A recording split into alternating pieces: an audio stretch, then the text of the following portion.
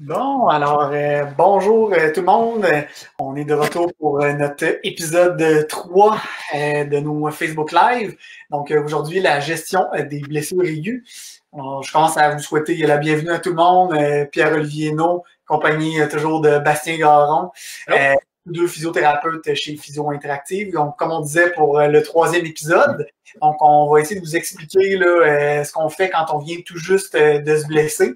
Un petit mot pour dire qu'on est super content du succès qu'on a. On a beaucoup de visionnements, fait que ça nous motive à continuer à toujours vouloir faire des meilleurs épisodes. Tout ça, c'est grâce à vous. Fait que continuez à nous écouter et à nous poser vos questions. On profite aussi de l'intro pour saluer les gens du Collège Notre-Dame-de-Foy, du CNDF. C'est des partenaires de longue date de Physio Interactive, particulièrement l'équipe de football où est-ce que PO puis moi, on est impliqués depuis plusieurs années déjà. On aimerait d'ailleurs, comme physio de l'équipe, PO puis moi, saluer un gars qui nous est cher à cœur, notre bon vieux chum Louis Vendette. Yes! Salut du CNDF depuis 2006 déjà, 14 ans avec nous, Louis. Fait que, bref, Bleed Blue, on est content de t'avoir avec nous. Il est là, puis il nous salue d'ailleurs. Fait que, salut Louis. J'en profite aussi, là, qui dit football dit aussi étudiants-soigneurs. On a une cohorte là, incroyable d'étudiants-soigneurs. Puis sans eux, ben, tous les soins sportifs faits par la clinique, délivrés par la clinique, ne seraient pas possibles. Fait qu'évidemment, on en profite pour tous les saluer, les remercier. Évidemment, avec un petit clin d'œil, un petit sourire spécial là, pour notre gang du CNDF. Yes. Et ceux de Sainte-Foy aussi, il ne faudrait pas les oublier. Good. Ben, on va rapidement juste vous rappeler, en fait, la mouture et le fonctionnement là, de notre Facebook Live. Fait que, on aborde toujours un thème là, qui est en lien avec la physiothérapie, qu'on essaye de décortiquer au meilleur de connaissances, de nos connaissances. En fait, comme on vous disait, on est, en guillemets, des gérants d'estrade. On essaie de répondre du mieux qu'on peut à vos questions. Fait que, n'hésitez pas, dans le fond, à nous écrire vos questions au fur et à mesure qu'on a le live. Fait que vous les écrivez en bas dans les commentaires, ou bien vous pouvez nous écrire directement sur la page dans les messages privés. On va s'organiser pour lire vos questions, évidemment. Si vous aimez mieux, ben, on a une période de questions à la fin, mais n'hésitez pas à les écrire rapidement pour pas qu'on passe par-dessus. Puis évidemment, ben, je veux vous remercier, vous, le public, d'être là, pas juste les physios, mais les patients et amis aussi. C'est encore une fois grâce à vous, puis on est vraiment content de le faire. Donc, comme on disait, le thème du jour, gros thème encore plus impressionnant, je pense, que la semaine passée, puis je pense que ça va mener à beaucoup de questions et commentaires, en tout cas, je l'espère. Donc, comme on disait, c'est un terme un peu plus large en physiothérapie, mais qui est toujours super intéressant, puis qui nous est toujours mené à répondre à plusieurs questions dans notre pratique, qui était la gestion des blessures aiguës. On va repartir encore avec la phase numéro 1 qui est l'explication scientifique. Donc, c'est le moment d'aller chercher un petit peu d'eau, mais faites ça vite parce que vous allez voir l'explication de Bastien, elle est vraiment superbe. Cette fois-ci, il faut comprendre que j'ai perdu à la courte paille, donc c'est à mon tour de vous délivrer le contenu théorique de notre capsule en direct. Ce qui est important, là, quand on dit aux gens, là, vous venez de vous blesser, il vient de se passer quelque chose, évidemment, là, on va vous donner les conseils qui suivent. Par contre, ce qui est important de comprendre, c'est qu'est-ce qui se passe au sein de votre corps au moment de cette phase aiguë-là.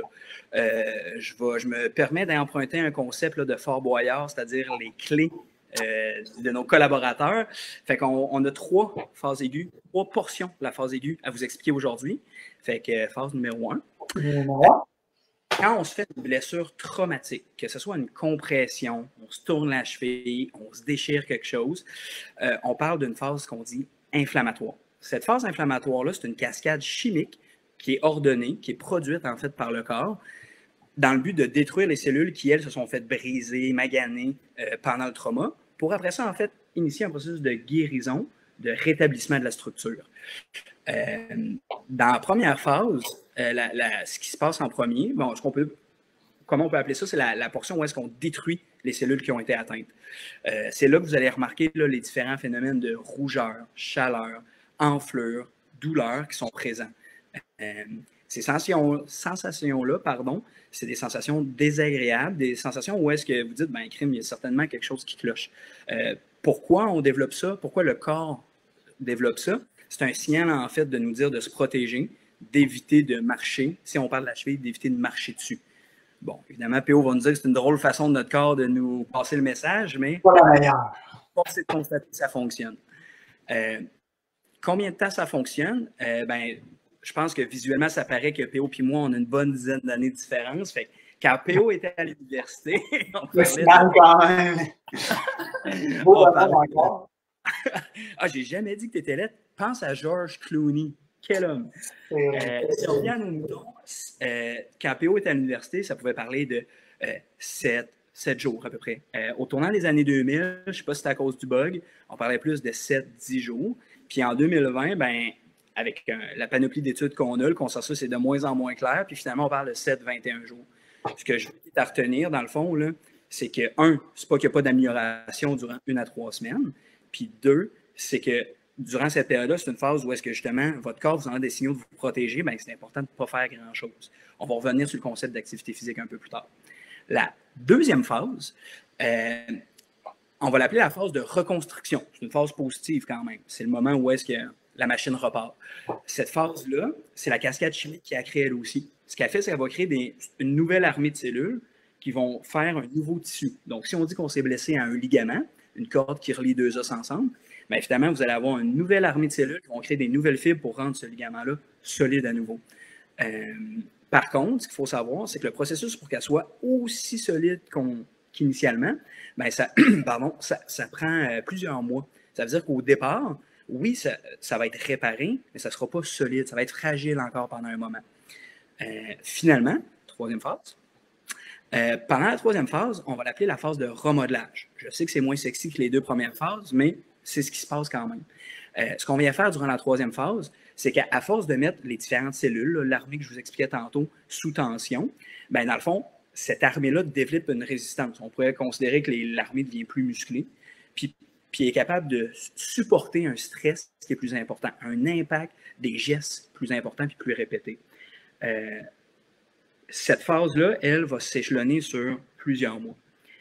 Finalement, ce qui est important de comprendre, c'est que pourquoi des fois vous trouvez que vos physiothérapeutes sont un peu prudents, voire trop raisonnables, c'est parce qu'on se fie, nos recommandations sont liées directement avec les différentes étapes, les 3 phases qu'on vient de jaser avec vous.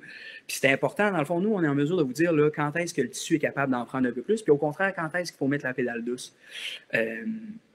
Un autre point que PO ne voudrait pas que je passe sous silence, c'est qu'il faut absolument éviter de comparer là, le processus de guérison qui est fait chez nos athlètes professionnels versus ce qui est fait par, appelons ça la populace, le monsieur, madame, tout le monde. En fait, la grosse différence entre les deux, c'est le contexte. Il n'y a pas de millions qui nous pend au bout du nez, on n'a pas une équipe avec nous 24/7. On n'a pas aussi une carrière qui est de courte durée, quitte à rester avec certains déficits après. Dans le fond, fait que quand on nous dit, là, que, exemple, hey, Tom Brady s'est fait mal à l'épaule, puis 3 semaines après, il lançait déjà 5 passes de toucher, évidemment, on ne peut pas comparer ça dans notre cas parce que, on va vouloir une résolution complète des symptômes, un retour à fonction optimale, puis il n'y a certainement pas 50 millions sur 2 ans qui nous attendent. Non, puis je pense qu'on oublie aussi souvent que c'est une autre réalité. Puis nous, ce qu'on veut comme physio, c'est de reprendre une fonction optimale, puis que vous n'ayez pas de problématiques plus tard. Donc, c'est sûr que ce qu'on ne voit pas, l'envers de la médaille, c'est que parler à vos amis qui ont été des athlètes de très haut niveau, puis des fois qui traînent encore des petits bobos du temps qui étaient des super athlètes, nous, c'est ce qu'on veut éviter quand vous venez nous voir à la clinique. Donc, c'est pour ça que des fois, on est quand même un petit peu plus patient, puis on garde la corde plus serrée face à X, Y retour, mais c'est pas par méchanceté, on veut juste être sûr que ça se fasse bien. Fait que, excellent résumé, Bass. Je pense qu'on n'a pas perdu personne. Non, en fait, on a même eu quelques commentaires là, qui nous disaient que c'était super clair. Parfait, ça. Good. Je m'excuse, comme si je viens de vous perdre. Je suis de retour. Une question, je pense, qui nous est souvent demandée, PO, c'est OK, c'est bien beau, je comprends qu'il y a une cascade chimique qui se passe au niveau de notre corps, mais ça ne me dit quand même pas qui je dois consulter puis quand je dois le faire. Fait que, es-tu en mesure de nous répondre à ça? Ben, ça, c'est notre deuxième partie, donc qui était quand faut-il consulter et comment on peut faire ça. Dans les dernières capsules, on vous a toujours parlé d'essayer de voir rapidement votre physio, d'entrer en contact avec votre physio. Donc, toujours l'option numéro 1. Puis on l'a dit qu'il y avait plein de façons. Là, si vous êtes comme Bastien disponible sur Instagram, numéro de téléphone et Facebook, ben, il est facile à rejoindre. Mais je pense que la plupart des physios aussi le sont. Donc, gênez-vous pas. Première option. Si vous êtes vraiment mal pris, on est dans le fond du bois, puis il n'y a pas de capable de contacter votre physio, ben on peut toujours appeler le bon vieux 811, pas pour savoir exactement qu'est-ce que je dois faire, mais plus pour expliquer où on en est, puis est-ce qu'on doit aller à l'urgence ou je peux attendre et voir mon médecin de famille peut-être 1 ou 2 journées plus tard. Donc ça, c'est la première chose. On va quand même vous donner quelques trucs pour comprendre un peu si ça vous arrive, ben, qu'est-ce que je peux faire. C'est quoi les signes et symptômes d'une grosse phase inflammatoire? Comme on disait tantôt, premièrement, il y a une douleur assez importante qui va être présente. On peut parler aussi de gonflement, donc coloration, gros gonflement. Là, on dit toujours hey, j'ai une balle de tennis autour de la cheville, ben, faut se poser les bonnes questions. Si c'est une blessure au bas du corps, souvent on va être incapable de mettre la mise en charge, donc incapable de mettre le poids sur la jambe. Donc ça, c'est quand même des indices qui devraient vous dire faudrait que j'aille consulter. L'autre chose que je dis souvent à mes patients, puis ils trouvent ça bien drôle, j'espère que vous allez la rire aussi, c'est, tu sais, quand tu es rendu que tu poses la question, faudrait-tu que j'aille voir le médecin? Ben souvent, c'est une bonne idée d'y aller. Fait que tu réponds toi-même à ta question. Fait que si vous vous posez la question, ben évidemment, vous n'irez pas faire perdre le temps au médecin. C'est parce que vous aviez une bonne raison d'y aller. Et la plupart du temps, ben c'était une bonne raison. Vous allez voir, on va vous donner même plus de détails plus bas.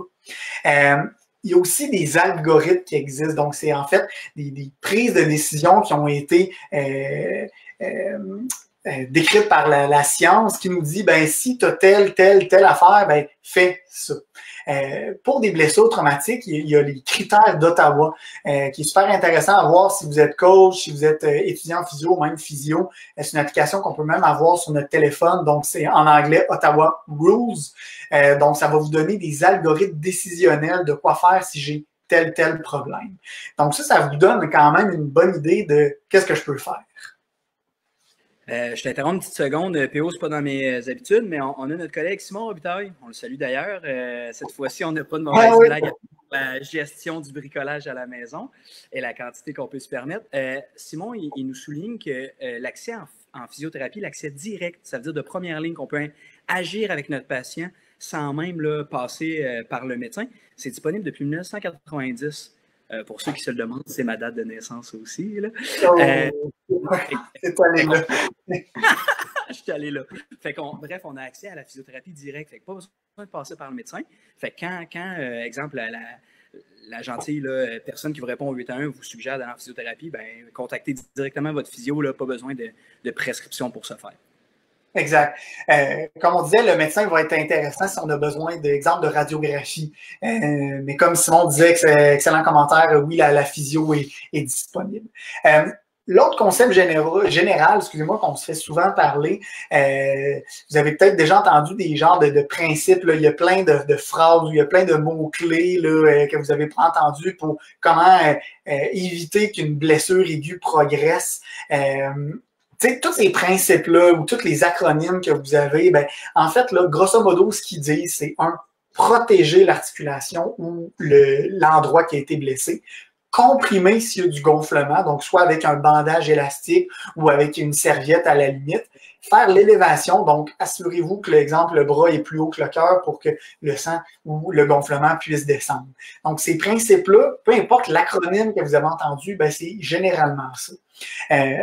On parlait de la glace aussi. Ça aussi, c'est comme la nouvelle controverse semi, en fait, là, en physio. On a demandé, moi et Bastien, avant de venir en ondes là, cette semaine, au comité scientifique de fusion interactive, là, composé de sommités derrière leur écran, à lire toutes les recherches. Qu'est-ce qu'on nous dit sur la glace présentement? Puis en fait, les études ne s'entendent pas exactement sur, bon, est-ce que c'est utile ou est-ce que ce n'est pas utile? Ce qu'on en conclut, c'est que ça peut aider à gérer une partie de la douleur. Est-ce que ça va aider à favoriser, donc diminuer le gonflement? On n'est pas encore certain. Mais en fait, ce qu'on peut dire, c'est si vous avez une certaine douleur, on a fait un test de glace, puis ça vous a fait du bien, ben c'est correct de mettre la glace, mais est-ce que ça va avoir des bénéfices super incroyables? Pour l'instant, ben, on n'est pas en mesure de le confirmer ou de l'infirmer versus ce qui était dit avant, c'était tu blesses, tu mets la glace. Donc, rappelez-vous de protéger, de faire la compression et de faire l'élévation. Il y a aussi l'autre aspect qui touche vraiment pas la physiothérapie, mais qu'on n'a pas le choix de parler, c'est les anti-inflammatoires. Donc, qui faisaient partie aussi souvent de ces acronymes-là. La seule chose qu'on peut vous dire, c'est vous avez vu maintenant, les pharmaciens ont beaucoup de nouveaux pouvoirs. Ils peuvent, bien vous conseiller. Ils vont pouvoir peut-être même avoir certaines ordonnances de prescription de certains médicaments qui peuvent vous fournir sans nécessairement aller voir votre médecin. Donc, si on a besoin que ce soit du Tylenol ou d'anti-inflammatoires, ben lui, il va pouvoir vraiment bien vous conseiller.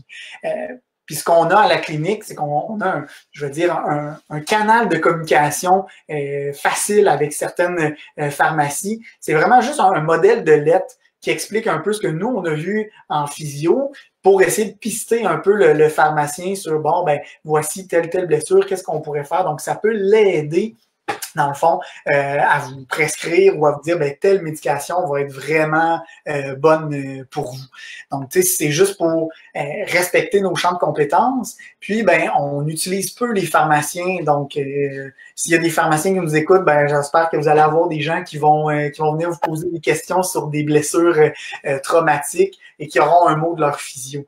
Mais c'est juste pour être en fait en équipe multi, mais encore plus efficace dans le système qu'on a au Québec. Là, vous voyez, Bastien est en train de s'habiller, c'est pas parce qu'il s'en va veiller, c'est pour parler un peu de notre prochain point qui est l'importance de faire les bonnes choses au départ. Donc là, si vous avez fait votre compression, votre élévation, ça c'est la bonne chose que vous pouvez faire. Mais quand vous allez venir voir le physio, qu'est-ce qu'on peut vous apporter de plus? La première chose, on voulait juste vous montrer, c'est un exemple, c'est une attelle thoraco-brachiale. Fait que vous voyez, ça supporte vraiment le bras, puis ça empêche pratiquement complètement le mouvement, à part le mouvement des doigts puis du poignet pour écrire un petit peu si vous êtes droitier ou gaucher pour pouvoir en profiter. Souvent, dans des blessures d'épaule, on a besoin d'une immobilisation complète. C'est le genre d'attelle que vous pourriez voir puis qui va être importante puis que le physio va pouvoir, vous ajuster comme il faut parce que vous voyez, ça passe autour du cou. Fait que si vous mettez ça bien serré, ça se peut que vous ayez mal ici au trapèze puis plus juste à l'épaule. C'est pas ce qu'on souhaite. Il y a une deuxième type d'attelle qui est vraiment utilisée, qui est une attelle ROM. Bastien va nous... faites pas le saut, là, il n'y a pas de danger, on voit super bien. Donc, c'est une attelle articulée. C'est une attelle qui va souvent être utilisée. Bon, vous avez entendu des fameuses blessures du ligament collatéral interne au genou, des entorses au genou. Donc, vous voyez, c'est une attelle qu'on peut limiter partiellement le mouvement. Donc, souvent au genou, on ne veut pas limiter complètement le mouvement, on veut juste limiter certains mouvements. Donc, de là, l'utilité de cette attelle-là. Et encore une fois, ben, c'est votre physio qui, va pouvoir bien vous l'ajuster puis bloquer les bons degrés. Ça a l'air niaiseux, les degrés, mais ça fait toute la différence là, dans votre récupération. Puis, tu sais, le à retenir, c'est que vous voyez, dans la phase aiguë, ben, il y a des choses à faire. Puis, le physio va être là au début comme un super bon guide pour vous accompagner là-dedans. N'hésitez pas à aller vraiment le consulter rapidement. Super bon. Merci PO pour le topo. Pour avoir un peu chaud, là, la telle avec le fond, c'est quand même surprenant. Hein? Un autre sujet qu'on voulait aborder avec vous aujourd'hui, c'est le type de blessure commune. Il y a des grands classiques, là, des grandes catégories de blessures classiques pour lesquelles on se fait beaucoup consulter, beaucoup téléphoner. Des fois DM sur Instagram. Évidemment, on sait très bien, on est les premiers à le mentionner, que chaque individu a un contexte particulier et une blessure qui est propre à cette personne-là, ce qui fait que chaque traitement doit être personnalisé puis unique finalement à ce patient-là. Ce qui est important ici, c'est qu'on souligne finalement de façon humoristique les traits, les caractéristiques générales des plus grandes ou des plus communes blessures qu'on voit en physiothérapie. PO, j'aimerais ça que tu me parles là, du fameux tour de rein. Oui, exact. Ça, c'est ce que vous allez entendre souvent, là, puis dépendamment à qui vous parlez, si vous parlez à votre grand-père, votre grand-parent, nous qui parlait d'entorse lombaire, maintenant on parlait du lumbago, ou la bonne vieille douleur dans le bas du dos. Classique, là, blessure de ça, c'est ben, vous vous levez le matin, vous faites votre lit, paf, je barre là, puis je peux plus bouger, ou bien je vais juste porter quelque chose dans la vaisselle, pouf, bloqué là, puis là, ben, on a l'air un peu sans dessin, pris comme ça, puis là, qu'est-ce qu'on fait?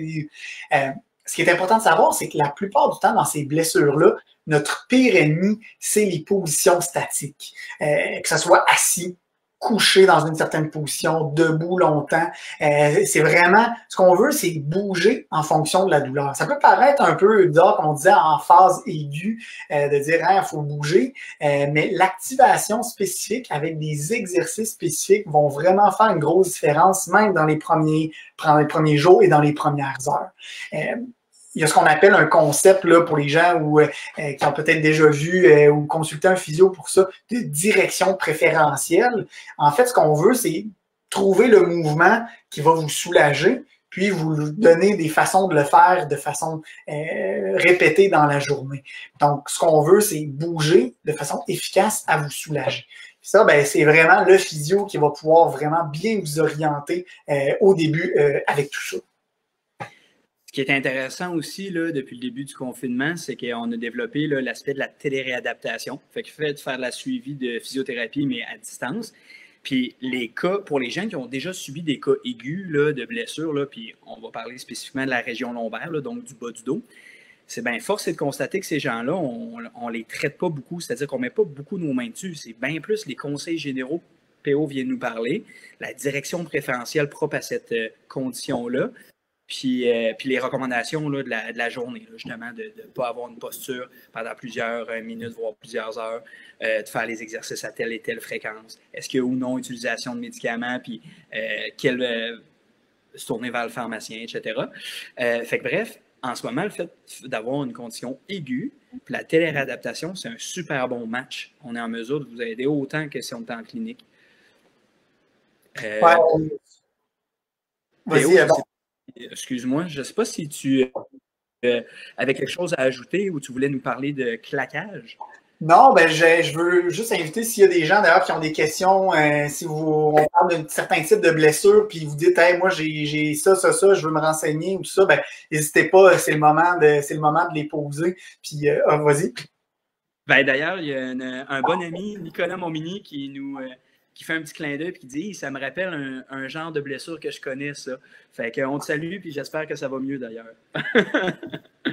Oui, puis on en a parlé dans les dernières semaines, le rentelage, le pelletage, ça s'en vient. Fait que, comme Bastien disait, ben, même malheureusement, dans ces temps-ci, en téléréadaptation, là, on peut vous aider.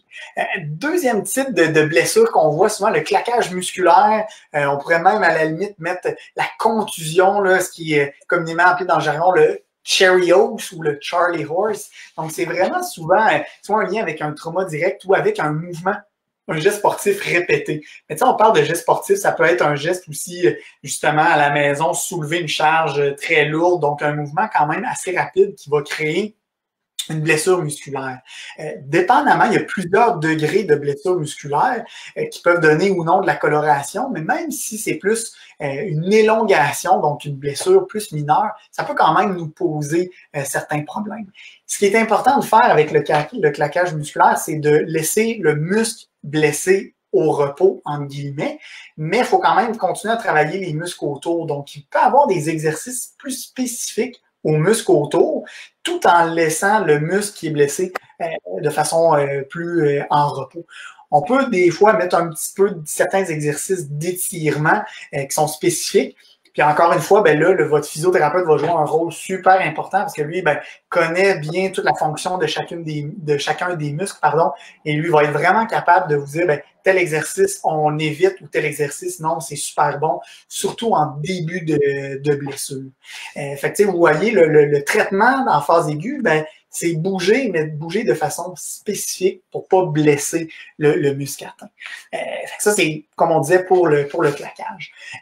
Vous avez vu tantôt avec la telle de Bastien, on parlait de l'entorse au genou, entorse cheville. Donc, On a souvent entendu parler du fameux ligament croisant antérieur. Là. Je veux pas que ça arrive à personne, là, mais je dis non, mais je touche du bois pour vous, pour pas que ça vous arrive. Donc, c'est souvent un faux mouvement. On le voit souvent au soccer, donc on pile avec le soulier clouté, on fait un mouvement de torsion, puis on entend un pop dans le genou. À la cheville, ben, vous allez souvent, si vous allez marcher aux plaines, tout simplement marcher dans un trou, puis je me vire la cheville. Ça, c'est les classiques blessures entorse, genou, cheville. Ce qui est souvent indiqué. Oui, vas-y, Bass. Je m'excuse, puis je te laisserai y répondre juste après avoir terminé sur l'entorse de cheville. Mais on a une question qui est apparue sur le sujet. Je te laisse continuer. C'est parfait. Ce qui est important, en fait, pour l'entorse, là, c'est surtout d'immobiliser. Okay? Ça peut être une immobilisation partielle, comme vous avez vu avec la Telrom.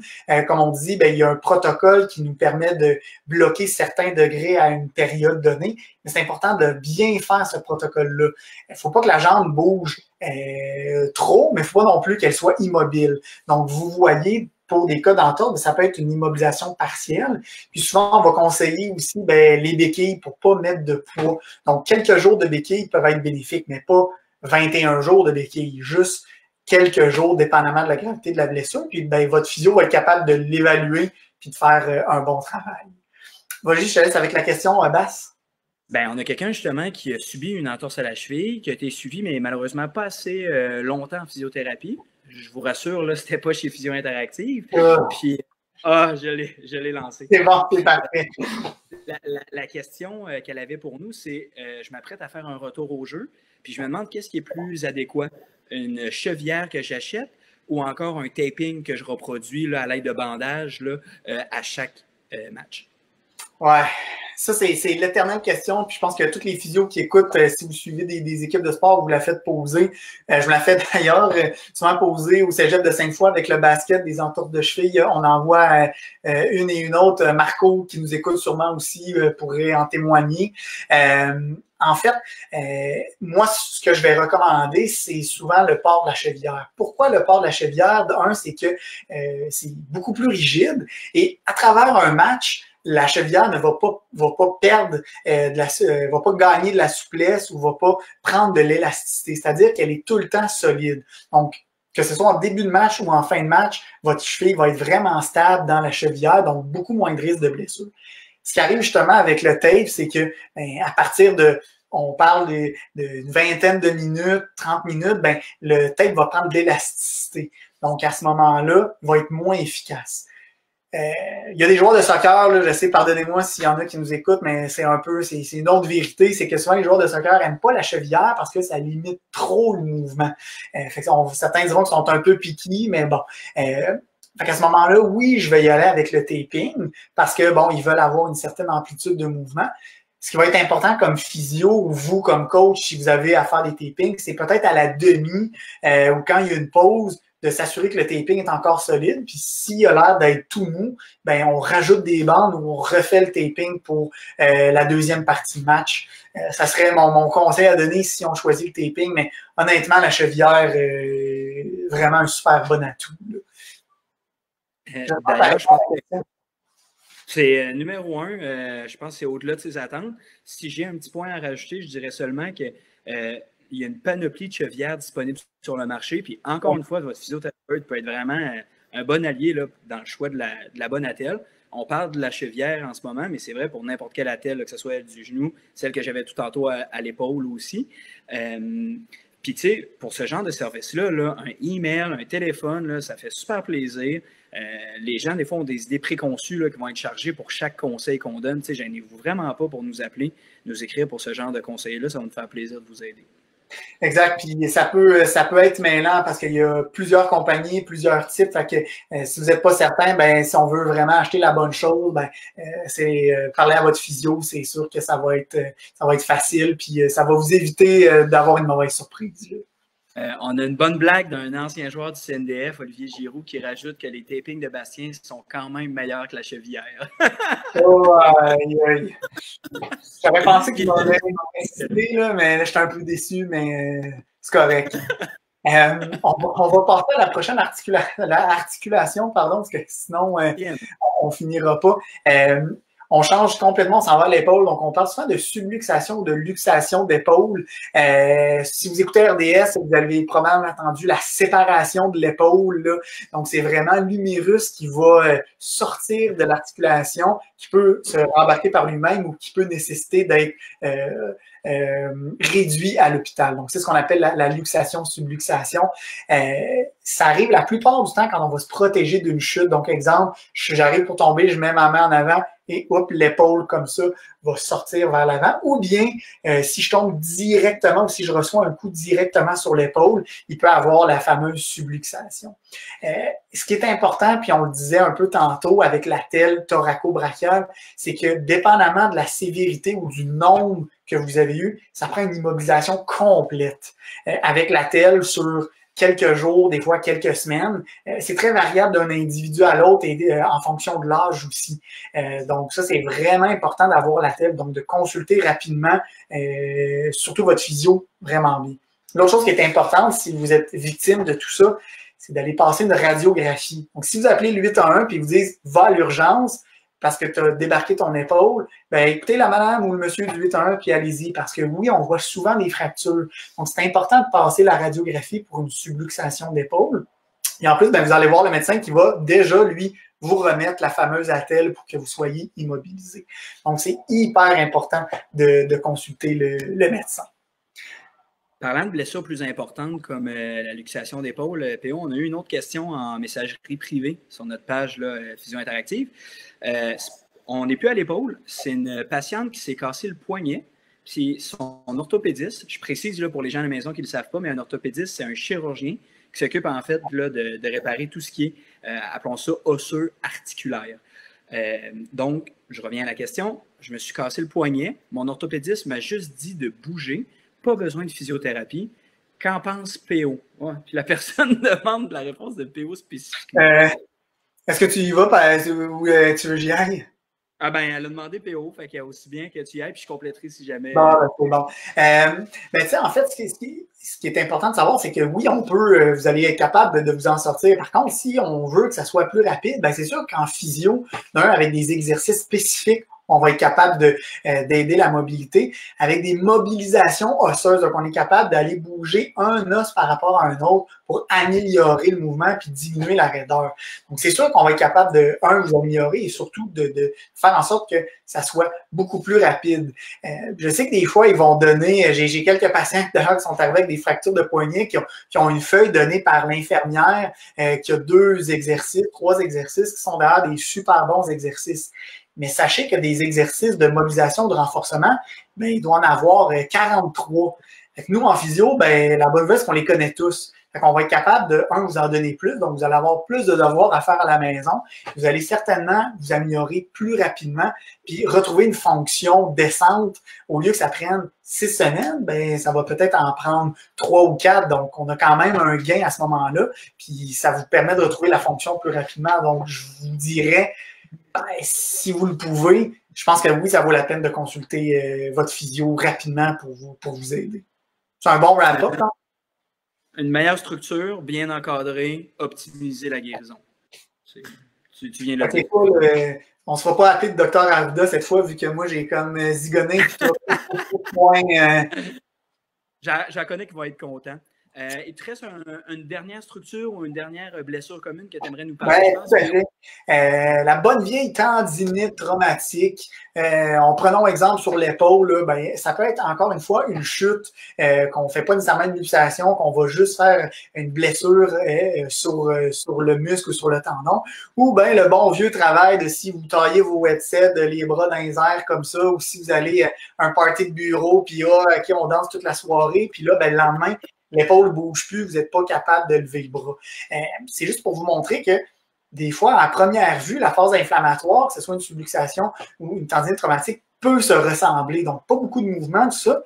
C'est juste que la tendinite, on n'a pas besoin d'aller nécessairement à l'urgence pour consulter. Il faut juste vraiment bien gérer les mouvements. Il faut éviter les mouvements, exemple, au-dessus des épaules qui pourraient vous créer des douleurs. Mais il faut aller travailler plein d'autres mouvements. Il faut aller travailler les mouvements de l'omoplate, on peut aller travailler les mouvements cervicaux. Donc, il y a d'autres sortes de mouvements ou d'autres articulations qui vont pouvoir vous aider à passer au travers de votre tendinite. Donc, ça c'est intéressant de quand même consulter rapidement parce que ben, vous n'allez pas prendre des compensations ailleurs tout en voulant protéger votre épaule. Donc, le mouvement sur la tendinite est super important, même à prioriser. C'est juste qu'il faut limiter certains mouvements. Puis encore une fois, ben, votre meilleur allié là-dedans, j'ai l'impression que je me répète encore, mais le physio est vraiment le king là-dedans.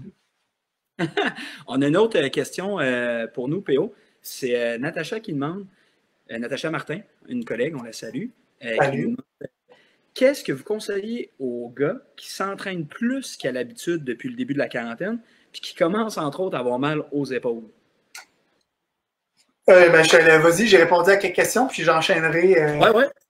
C'est parfait. Dans le fond, ben, je pense que la première chose qu'on peut dire à ces gars-là, c'est de commencer à aller voir notre dernier live de la semaine dernière, où est-ce qu'on parlait de la vertu du dosage.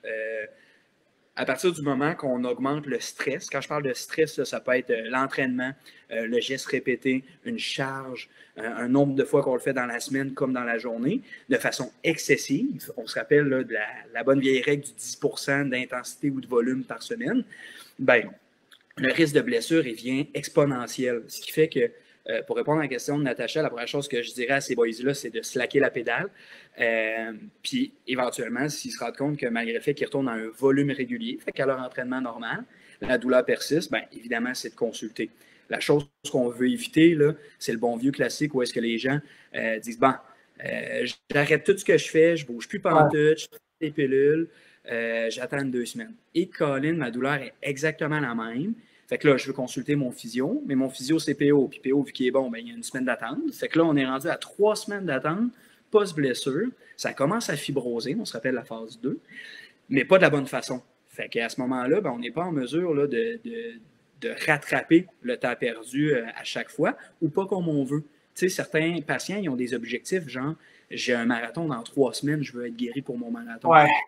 S'ils n'avaient pas perdu ces 3 semaines-là, ça nous laisse quand même 6 semaines, une fenêtre d'opportunité de 6 semaines pour aider ce patient-là. Puis qui, des fois, il est suffisant pour dire, ben, regarde, non, on n'aura pas le marathon, mais on va être capable de faire le demi-marathon, tu restes avec ta gang, puis il y a le plaisir de se dépasser quand même. À partir du moment que tu arrives blessé, mal fibrosé à 3 semaines d'un événement, force est de constater qu'on n'aura pas des bonnes nouvelles pour ce patient-là. Non, exact. Tu me permets de reprendre moi-même la balle du revers oui, que tu me fais pour Natacha. Puis, tu sais, l'autre chose aussi qui est important à dire à ces gens-là, c'est que là, peut-être qu'on en fait trop, tu sais, puis d'avoir des mouvements alternatifs ou d'avoir un sport alternatif. Tu sais, exemple, là, ça fait 4 semaines qu'il fait rien que des push-ups.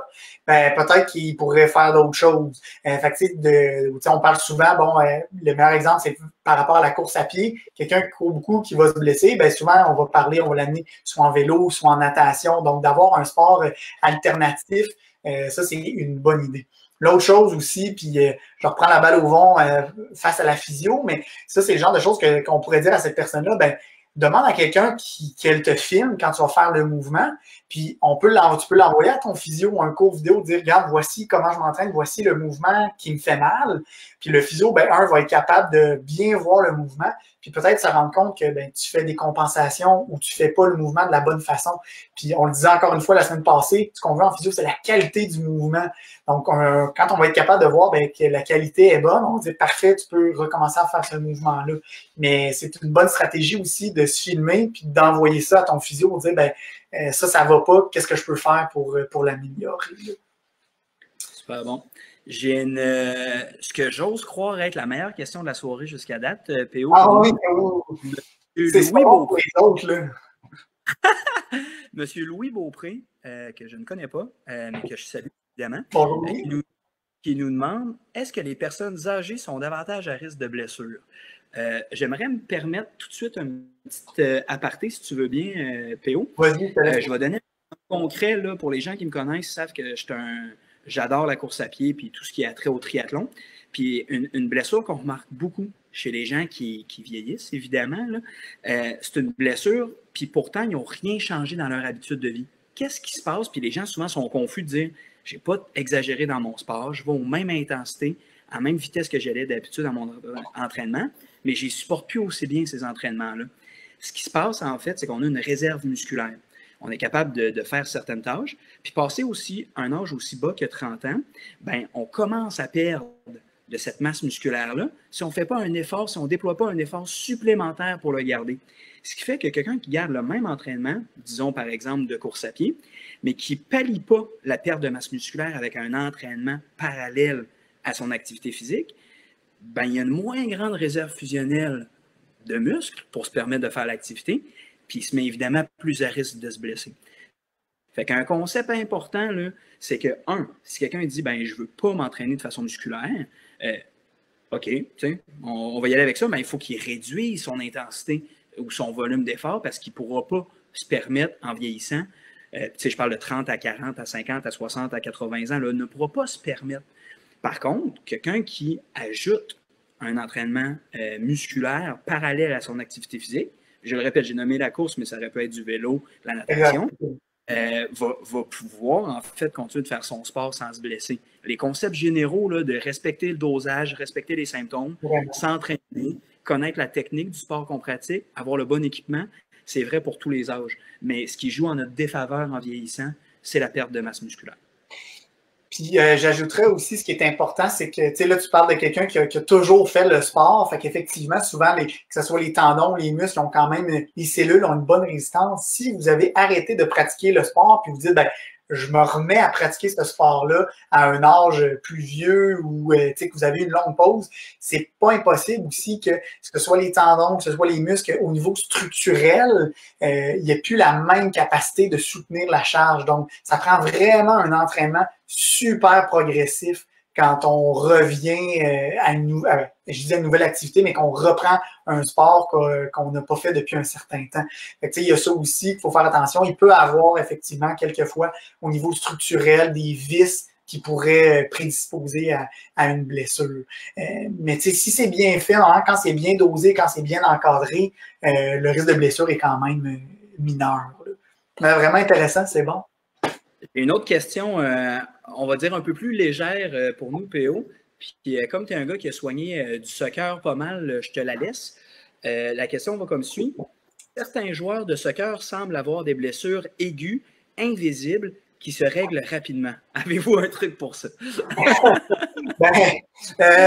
J'espère que vous ne pouvez pas tirer des roches. Je ne sais pas si vous avez vu en Europe, il y a la glace en spray. Hein? Ça, c'est vraiment le cryospray, je pense, qui est une technique de traitement là, vraiment super bonne. À ça, on fait juste attention, il ne faut pas en avoir dans les yeux, mais si on en met juste au niveau de la blessure, là, effectivement, on la voit. Mais je pense que c'est aussi des bons acteurs de théâtre. Là. Ils n'ont pas juste fait du sport au secondaire. Je pense qu'ils étaient aussi dans la troupe de théâtre. Là. Fait que c'est important qu'on conjuguer les lieux sport et art. Là, fait que j'invite tous les gens à pratiquer les deux. Super bon. Merci, PO, pour celle-là. J'ai une autre question que je pourrais me permettre de répondre, PO. Ouais. Elle nous vient d'Alexia Bélanger. Alexia, là, je te rassure, c'est pas que tu as lu la première fois ta question en commentaire. On remonte toujours dans le fil. J'ai vu que tu nous avais écrit là, 2 fois. Promis, on répond à toutes les questions. Fait que j'y suis. Alexia nous demande, lorsque je prends de trop longues marches ou que je monte une montagne, la bonne vieille randonnée, j'ai mal à ma hanche. Je ressens de l'inflammation et un frottement au niveau de ma hanche. Lorsque ça arrive le lendemain, j'ai de la difficulté à marcher. Est-ce que vous avez un truc pour diminuer ma douleur? En fait, il y a plusieurs éléments de réponse. Je pense que c'est ça ton expression faciale présentée. Oui, mais c'est vraiment intéressant. Faut pas qu'on pète notre temps, là, mais non, c'est vraiment... Puis on n'en a pas d'autres. Mais si vous avez d'autres questions, allez-y, on va les prendre. C'est pas ça que... Exact. Mais pour l'instant, le beat est bon. C'est ça que je veux dire. Dans le fond, pour répondre à la question d'Alexia, la première des choses, c'est qu'il faut se demander est-ce que c'est un nouvel Objecta ou pas? Fait qu'un peu comme disait PO préalablement, ou même dans nos dernières capsules, si c'est nouveau comme activité physique, c'est de se poser la question est-ce qu'on a commencé de façon un peu trop raide? Un concept que j'aime beaucoup avec mes patients là, expliquer, c'est quand les gens consultent pour une douleur bilatérale, c'est-à-dire une douleur qui ont des deux côtés, suite à l'apparition d'une nouvelle activité qui, elle, est symétrique. Ça veut dire qu'on fait la même chose là, des deux côtés. Faut comprendre que c'est probablement une erreur d'entraînement. Il y a une trop grosse quantité de l'activité qui est faite, puis donc la même structure des deux côtés est irritée, est inflammée d'avoir trop fait cette activité-là du jour au lendemain. Notre corps n'a pas réussi à s'adapter parce que le stress demandé était trop grand.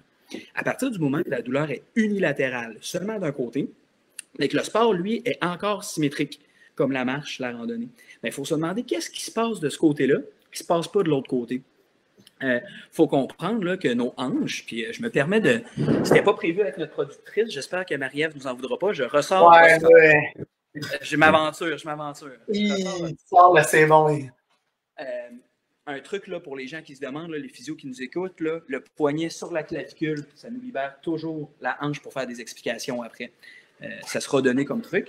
La hanche, là, là, tu viens de créer une autre révélation. Là. On n'a pas fait le tableau, mais ça, c'est vraiment un autre excellent. Ce qu'il faut comprendre, c'est que nos hanches, ils ont des orientations puis des formes différentes entre individus, mais entre hanches aussi. Ce qui veut dire que ça se peut que tu es, en fait, fort à parier que tes deux hanches ne sont pas faites de la même façon. Ce qui est vrai pour moi, ce qui est vrai pour PO, ce qui est vrai pour tout le monde, je le répète. Puis ça se peut qu'on ait besoin d'adresser de façon particulière là, la hanche qui te fait mal présentement. Évidemment, puis le but, ce n'est pas de rajouter au caseload de PO, mais évidemment, on a besoin de faire une évaluation sur le sens du monde pour donner une réponse, elle aussi, sur le sens du monde. Première étape, évidemment, si c'est une nouvelle activité, c'est de commencer par voir si tu n'en as pas fait trop au début, puis de rajouter du dénivelé, rajouter de la montagne rapidement en commençant la marche, ça fait beaucoup. Si jamais tu dis non, je suis une habitude, tout ça, mais la douleur est apparue de façon insidieuse, ça veut dire tranquillement, pas vite, sans élément déclencheur, là, une évaluation qu'on dit musculo-squelettique, fait qu'une évaluation physique de ta condition par un physiothérapeute, là, se veut le choix pertinent. Fait que je t'invite à nous écrire, tout simplement. Tu peux téléphoner à la clinique aussi. Là, les numéros sont sur nos pages Facebook. Exact. Non, puis si je peux me permettre, Sébastien parlait aussi de l'aspect structurel osseuse, mais il y a aussi beaucoup de l'aspect musculaire. Vous avez sûrement toutes et toutes entendu parler des fameux muscles stabilisateurs. C'est des tout petits muscles qui vont limiter des micro-mouvements, que ce soit d'une articulation ou d'un os. Donc, ces muscles stabilisateurs-là, c'est pas des choses qu'on va travailler au gym. Tu sais, quand on fait le bon vieux bench press, puis que je pousse comme ça, oui, je vais avoir mes super gros pecs, mais est-ce que mes muscles qui stabilisent mon épaule vont travailler? Pas nécessairement quand on fait des grosses charges. Donc, il y a souvent un entraînement musculaire hyper spécifique à faire, surtout quand on parle à la hanche. On est d'ailleurs chanceux à la clinique, on la salue, Carole Boucher, qui est une sommité de la hanche à Québec, puis qui nous donne tellement de trucs par rapport à ça, puis tellement de conseils. Puis, elle nous le rappelle tout le temps, hein, la stabilisation musculaire, la stabilisation dynamique, elle est super importante. Donc, tu vois, il peut y avoir plusieurs volets ou plusieurs structures qui peuvent te donner tes douleurs. Donc, c'est important de les adresser puis d'aller voir quelqu'un qui connaît ça, qui va être capable de vraiment bien cibler où est la problématique. J'espère qu'on ne s'est pas trop perdu. Non, super bon. De ce que je vois, il nous reste une question, PO. Ça vient... bien sûr, y répondre parce que ça vient d'un de mes bons chums, Jean-Philippe Dumont, que ça fait longtemps que j'ai vu. Un gars de Desjely, pour ne pas faire PO encore une fois. Un autre gars de Desjely qui nous écoute. JP, ce qu'il nous demande en ce moment, c'est épicondylite. As-tu des conseils pour après, pour éviter que ça revienne, parce que c'est la deuxième fois? Deux concepts là, super importants, puis encore une fois, c'est pas qu'on veut se péter les bretelles, mais maintenant, avec le cursus de la physiothérapie, on est obligé de faire un bac puis une maîtrise. Puis ma maîtrise à l'Université Laval se voulait sur le traitement à faire, sur c'est quoi finalement là, le meilleur traitement possible pour l'épicondylite, pour la bonne vieille tendinite au coude. Tennis elbow, surnommé. Yeah. Exactement. Ce qui fait que j'ai passé finalement 1 an et demi là, à lire des recherches là, à ce sujet-là. Force est de constater que souvent, l'erreur numéro 1, c'est le mauvais diagnostic. Ça veut dire que le physiothérapeute dit il y a une douleur au coude, je vais faire du courant, de la glace, du chaud, puis reviens voir la semaine prochaine. Puis ce qu'on appelle dans le jargon le trio McDo, c'est contre-indicatif. Ça faut pas faire ça. Là. Si vous allez à une place qui font juste ça avec vous, là, quittez rapidement en courant. Là. Sauf si votre cheville, parce que vous risquez d'avoir plus mal. Les choses les plus importantes, là, les deux choses qui ressortent le plus des études, c'est que souvent le diagnostic n'est pas bon. Pourquoi? Parce qu'il y a des douleurs qui peuvent venir d'ailleurs, par exemple du cou, puis venir référer vers le coude. Fait que c'est important là, que l'évaluation vienne de ce qu'on appelle le cadran supérieur, là, de la tête jusqu'au doigt, pour voir, oui, OK, la victime, c'est le coude, mais le coupable, c'est qui? Il faut l'évaluer, ça. Parallèlement à ça, là, j'y arrive. Pourquoi ça revient? C'est peut-être parce que, justement, la victime a été traitée, mais pas le coupable. un médecin du sport qui travaille avec nous, Dr Colin pour ne pas le nommer. On le salue d'ailleurs. On a bien hâte de le revoir. Attentivement. Oui, on souhaite. Il va nous poser une question. Dr Colin, ce qu'il vérifie souvent avec ses patients, c'est la force des rotateurs de l'épaule. Pourquoi? Parce que si les gens ils ont une faiblesse au niveau des rotateurs, ils vont venir exagérer le mouvement avec leur poignet d'extension puis créer une surcharge là, au niveau de leur avant-bras. Fait que souvent, là, si la douleur est pour revenir, surtout que nos gens à la maison ne le savent pas, mais JP, c'est un gars en forme, puis dans fleur de l'âge, comme on dit. Fait qu'il n'y a pas d'affaire à être blessé à ce niveau-là. Fin 40 ans, c'est ça, fleur de l'âge? Est-ce qu'il a déjà été évalué correctement? Puis est-ce que le coupable a été trouvé ou on a juste traité la victime? Fait que je te retourne la balle, JP, puis si jamais tu as besoin d'aide, tu sais où me rejoindre. J'ajouterais juste, gênez-vous pas, tu sais, des fois, on est face à un professionnel, puis tu sais, je vais faire la même chose si je vais voir un médecin spécialiste, puis je connais pas vraiment sa spécialité. On est gêné de poser des questions, mais gênez-vous pas de poser des questions à votre physio. Pourquoi tu fais ça? OK, est-ce que tu peux m'expliquer? Puis normalement, ça devrait faire partie d'une bonne évaluation. Dans notre évaluation physio, il y a une partie qui est l'explication de la blessure. Donc, le physio devrait être capable de vous expliquer vraiment en détail et comme il faut, qu'est-ce qui se passe.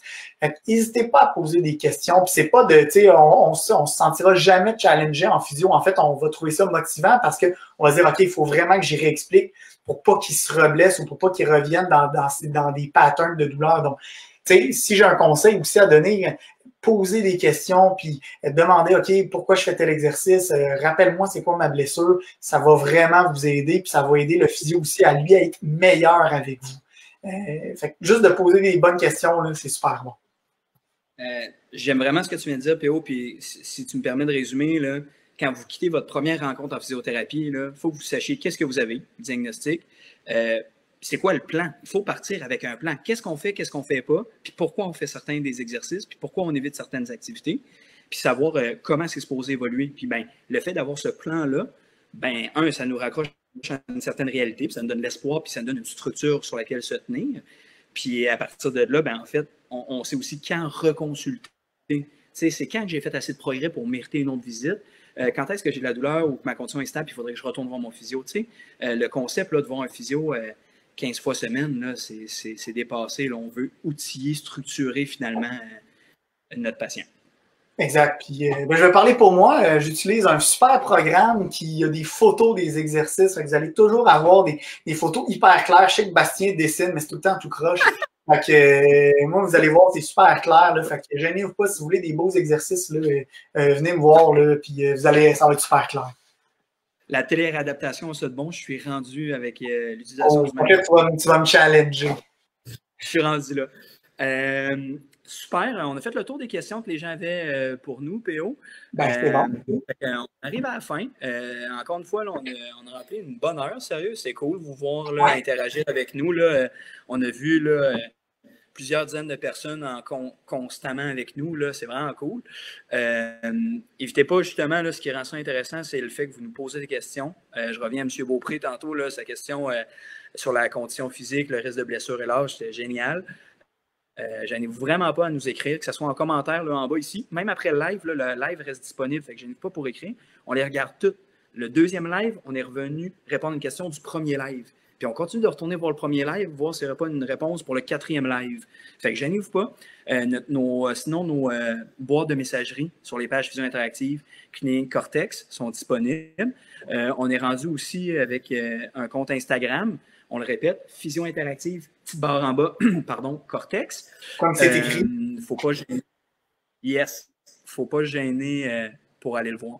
Finalement, ben, je pense que je vais laisser PO nous annoncer une primeur pour notre prochaine thématique. Tout à fait. Vous allez voir, mercredi prochain, notre format va être changé parce qu'on va parler de la commotion cérébrale. Puis on va avoir quelqu'un avec nous, donc ça risque d'être fort intéressant. Fait que si vous avez aussi des fois des questions des amis qui sont malheureusement victimes de commotion cérébrale, ben vous pouvez leur dire d'écouter, mais vous n'hésitez pas à déjà nous poser des questions ou si vous avez des sujets sur la commotion que vous aimeriez qu'on aborde, ben écrivez-nous, puis on va essayer de se faire un plaisir d'y répondre. Fait que on se revoit mercredi prochain, même heure, même poste. je fais un dernier petit aparté. On est présentement le 29 avril. Dans 2 jours, on débute le mois de mai. Ouais, Le mois de mai, c'est le mois de la physiothérapie. Fait qu'on va commencer une nouvelle mouture pour starter en force, là, démarrer en force le mois de la physio. Je suis vraiment surpris d'ailleurs que tu aies réussi à avoir cet invité spécial-là pour nous la semaine prochaine. Ce gars-là, il n'est jamais disponible. Fait que, Pardon? Je te donne mon truc. Vas-y, vas-y. Mon truc, c'est 418-821-2222. Tu vas s'en ligne, tu vas s'en ligne. Le thème là, de la commotion cérébrale, on va l'aborder sous le thème mythe ou réalité. Ce qui fait, vous posez des questions, c'est pas clair pour vous, vous êtes coach puis vous voulez des conseils pour vos joueurs, vous n'avez subi, puis vous vous demandez, crime, faut que je consulte, ça fait 10 ans de ça, n'importe quoi, là, tout ce que vous avez déjà entendu, que vous voulez avoir une réponse, mettre ça clair, on a la réponse pour vous, basée sur les évidences scientifiques, je n'ai pas pour nous poser vos questions pour la semaine prochaine. Yes. Fait que, sur ça, on vous laisse, puis on vous dit un gros ciao à la semaine prochaine.